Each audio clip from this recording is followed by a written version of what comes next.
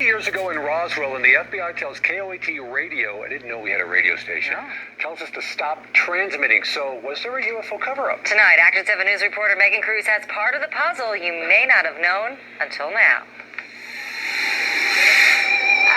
Guys, it might seem a little hokey. Are you real?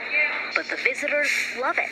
A mysterious fog, then some movement before 5 little gray men come to life. Excuse me, what do you say? No doubt one of the most eye-catching exhibits at Roswell's UFO Museum. But tonight, we're interested in something a little less flashy.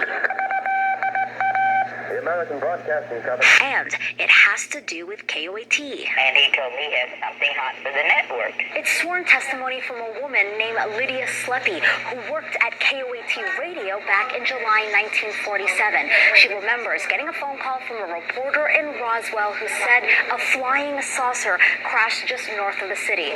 But as she typed the story up to send to ABC news stations across the country, Miss Bell came on and the typing came across, "This is the FBI, you will immediately cease transmitting." And then he put out that press release. Don Smith, a renowned author who's written several books about the Roswell crash, interviewed Sleppy before she died. One of those journalists who was told that this was a matter of national security and they could not put the story out. Her transmission was intercepted after the Air Force first said it was a flying disc. Later, they changed their story saying it was a weather balloon.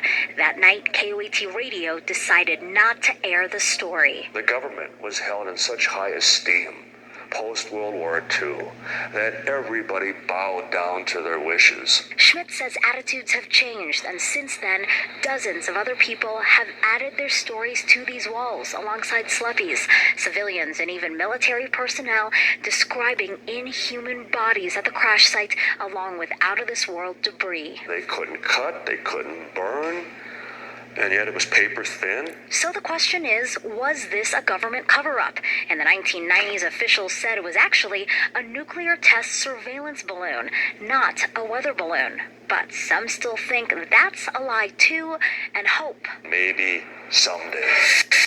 the truth will come out. In Roswell, Megan Cruz, KOAT, Action 7 News.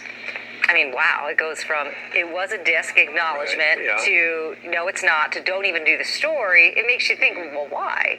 You know. I was here a real brief period of time. I think it was late 02, early 03, and I went to Raton and I talked to the individual who wrote the press release. He was very old at the time, and I tried to ask him some questions about it.